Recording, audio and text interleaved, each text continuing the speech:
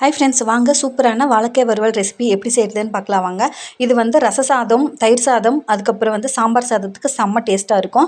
நான் வந்து வாழைக்காவை இந்த மாதிரி ரவுண்ட் ஷேப்பில் கட் பண்ணி வச்சுருக்கேன். கொஞ்சம் மொத்தமாக இருக்கிற மாதிரி கட் பண்ணிக்கோங்க, ரொம்ப மெலிசாக வேணாம். ஸோ இதுக்கு வந்து மிளகாத்தூள், உப்பு, மஞ்சள் தூள், மல்லித்தூள், பெப்பர், அதுக்கப்புறம் வந்து கார்ன்ஃப்ளவர், கொஞ்சமாக ஃபுட் கலர் வந்து நீங்கள் ஆட் பண்ணாலும் ஆட் பண்ணிக்கலாம், இல்லைனா ஸ்கிப் பண்ணிக்கலாம். நான் வந்து ஒரு சிட்டிகை அளவுக்கு ஆட் பண்ணியிருக்கேன்.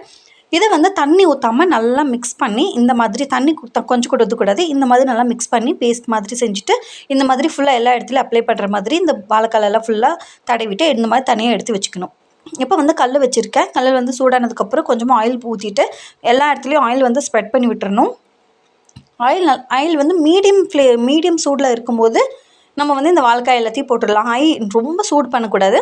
மீடியம் ஃப்ளேமில் இருக்கும்போது இந்த மாதிரி வச்சுட்டு ஒரு 5 மினிட்ஸ் வெந்தால் போதும். ஒரு சைடு வெந்ததுக்கப்புறம் இந்த சைடு வந்து திருப்பி போட்டுக்கோங்க, இன்னொரு சைடு திருப்பி போட்டுக்கோங்க. இப்போ பாருங்கள், நல்லா வெந்திருக்கு. செம்ம டேஸ்ட்டாக இருக்கும். நீங்கள் இதை வந்து ஈவினிங் ஸ்நாக்ஸாக கூட குழந்தைங்களுக்கு வந்து ஸ்கூல்லேருந்து வந்ததுக்கப்புறம் செஞ்சு கொடுக்கலாம். இந்த சேனல் உங்களுக்கு பிடிச்சிருந்தா மறக்காமல் சப்ஸ்கிரைப் பண்ணிக்கோங்க, லைக் பண்ணிக்கோங்க.